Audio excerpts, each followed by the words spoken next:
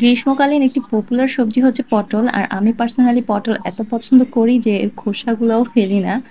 আজকে পটলের খোসা দিয়ে একটি মজাদার ভর্তার রেসিপি শেয়ার করছি আপনাদের সাথে। ভিডিওতে শেষ পর্যন্ত পাশে থাকার অনুরোধ রইল। আশা করি আপনাদের রেসিপিটি অনেক ভালো লাগবে। তো এর জন্য প্রথমে আমি এখানে নিয়ে নিয়েছি কিছু পটল। পটলটা ব্যবহার করব না, পটলের খোসাটা হচ্ছে ছিলে নিতে হবে। তো পটলের খোসাটা খুব ফ্রেশ পটলটা নিলেই কিন্তু পটলের খোসাটা অনেক ভালো থাকে। তো এখানে হচ্ছে তরতাজা আজকে বাজার থেকে আনা কিছু পটল আমি খোসাটা ছাড়িয়ে নিয়েছি। আর পটলের খোসাটা আমি একটু মোটা মোটা করে নিয়েছি, মানে একটু ভারী করে, এতটা পাতলা করে নিয়ে নিই। আর এখানে হচ্ছে পটলের বোটাটাও নিয়ে নিয়েছি। এটাও কিন্তু সেদ্ধ করার পর যখন পিষে নেব তখন আর এটার অস্তিত্বও থাকবে না।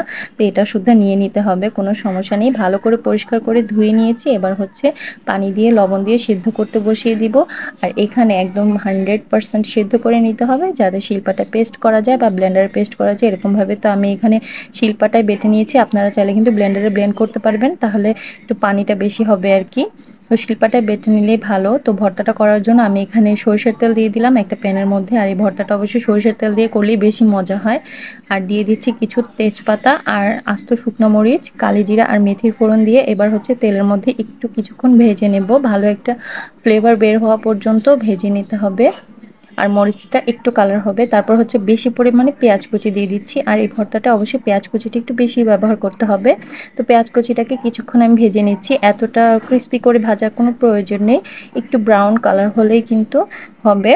তারপর হচ্ছে শুকনো মশলা অ্যাড করছি। এখানে হলুদ মরিচের পরিমাণটা একটু কমই দিয়েছি।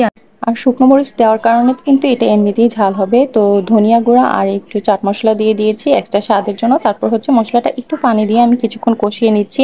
আর এই ভর্তাটা তৈরি করা কিন্তু খুবই ইজি, যে কেউ একবার দেখে এটা খুব সহজে তৈরি করে ফেলতে পারবেন। তো এবার মশলাটা কষানো হয়ে গেছে। আমি এখানে এক্সট্রা করে একটা আলু সিদ্ধ করে রেখে দিয়েছিলাম, সেটা আর ভিডিওতে দেখানো হয়নি। এবার আলুটা চটকে এখানে দিয়ে দিচ্ছি, তাতে করে ভর্তার টেক্সচারটা একটু ঘন হবে, আঠালো আঠালো হবে।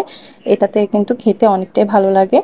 তো এবার আলুটাকে আমি আরেকটু ভর্তা ভর্তা করে পেঁয়াজ আর মরিচের সাথে মিশিয়ে দিচ্ছি।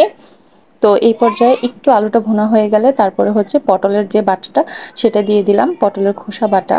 এবার ভালো করে মিক্সড করে নেড়ে চেড়ে ভর্তাটা রেডি হয়ে যাবে। আর আমি যেহেতু ব্লেন্ডারে ব্লেন্ড করিনি, শিলপাটায় বেটেছি, আমার এটা পানি টানতে কিন্তু বেশি সময় লাগেনি। আর পানিটা ভালোভাবে টেনে গেলেই কিন্তু ভর্তাটা রেডি। তো এই পর্যায়ে আমি একটু টেস্ট বাড়ানোর জন্য এখানে ধনিয়া পাতা কুচি দিয়ে দিচ্ছি। আপনারা হচ্ছে ধনিয়া পাতা কুচি অ্যাভেলেবেল না থাকলে না দিলেও কোনো সমস্যা নেই, এটা এমনিতে অনেক টেস্টি হবে। তো আমি আরও কিছুক্ষণ হচ্ছে এটাকে উল্টে পাল্টে একটু ভেজে নিচ্ছি। তো এবার ভর্তাটা কিন্তু মোটামুটি রেডি হয়ে গেছে, টেস্টি পটলের খোসা বাটা ভর্তা। এবার হচ্ছে আমি ভর্তাটাকে তুলে প্লেটিং করে নিচ্ছি। আর ট্রাস্ট মি, এই ভর্তাটা দিয়ে আপনি যদি ভাত খাওয়া শুরু করেন, আপনি আর মাছ মাংসের দিকে তাকাবেন না। নিমিষে এক প্লেট ভাত এই ভর্তাটা দিয়ে খেয়ে উঠে ফেলতে পারবেন।